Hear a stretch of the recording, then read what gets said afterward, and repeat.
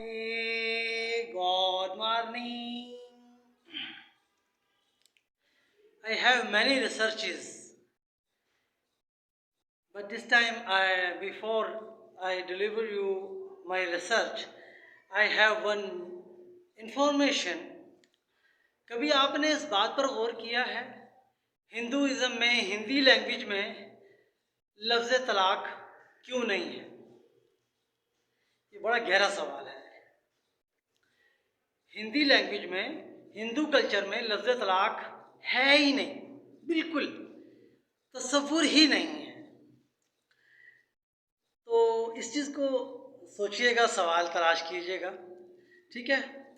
اور اس کے بعد میں آپ سے ایک بات شیئر کرتا ہوں، وہ بہت ہی گہری بات ہے۔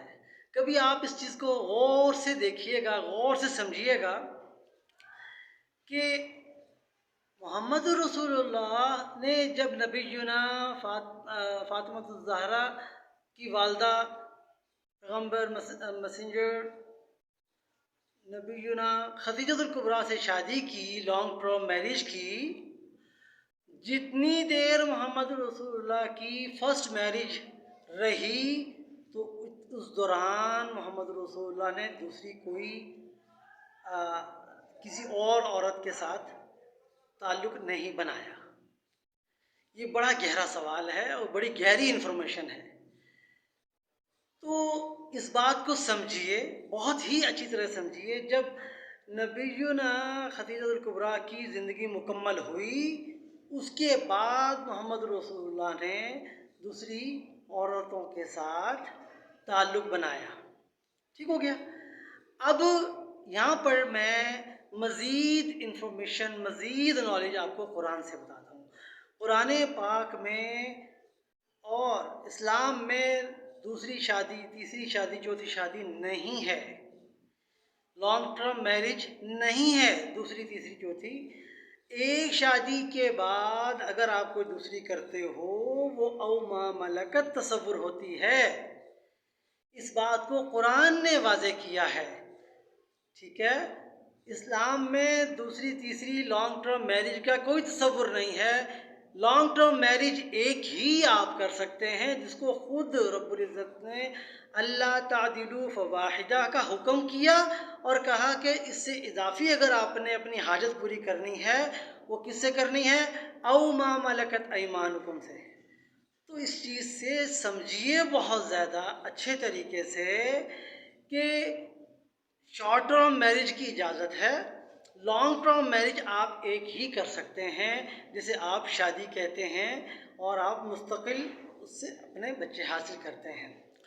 اگر آپ اوما ملکت سے یا نکاح متع سے، نکاح موقت سے بھی اگر بچہ حاصل کرتے ہیں تو اس میں بھی کوئی مذائقہ نہیں ہے، ٹھیک ہے؟ کیونکہ ہم لوگ فاطمی ہیں تو ہمارے ہاں یہ ہے حسب و نسب ماں سے چلتا ہے، تو ولدیت میں سب میں ماں کا نام لکھا جاتا ہے۔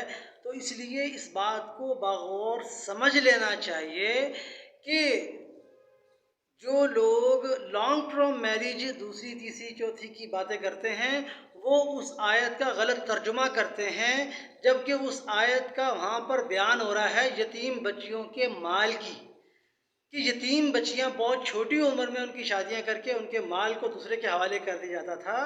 تو وہ وہاں پر وہ بات ہو رہی ہے کہ ان کی عمروں کی بات ہو رہی ہے۔ مثنا جو ہے وہ 22 سال مراد ہے، وثلاث سے مراد 33 سال ہے، اور رباع سے مراد 44 سال ہے، جب تک وہ سمجھدار نہ ہو جائیں۔ اس چیز کو سمجھیے۔ اور لانگ ٹرم میرج ایک ہی ہو سکتی ہے۔ تو اس چیز کو وہاں پر یہ جو بیان کیا گیا ہے، کیونکہ خود رب العزت نے اللہ تعدلوا فواحدہ کا حکم کیا ہے، اور اس کے بعد کہا ہے اگر پھر بھی آپ کو چاہیے او ما ملکت۔ تو اس چیز کو سمجھیے۔ تو اگر آپ تعدد ازواج کا ذہن رکھتے ہیں تو وہ تعدد ازواج شارٹ ٹرم ہوتی ہے، لانگ ٹرم نہیں ہوتی۔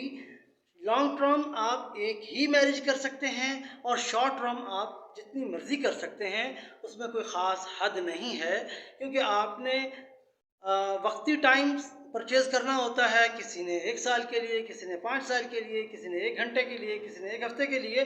اس کو مختلف اسکول آف تھاٹ میں مختلف نام دیے گئے ہیں۔ ہمارے اسکول میں ما ملکت کہا گیا ہوا ہے، اور جعفری اسکول میں متع کہا گیا ہوا ہے، حنفی اور شافی اسکول میں وقتی نکاح کو نکاح موقت کہا گیا ہوا ہے۔ ہر اسکول آف تھاٹ نے اپنے حساب سے اس کا ترجمہ کیا ہے، اس لیے بہت اچھی طرح سمجھیے۔ Be with us David Ariel researcher, always with you.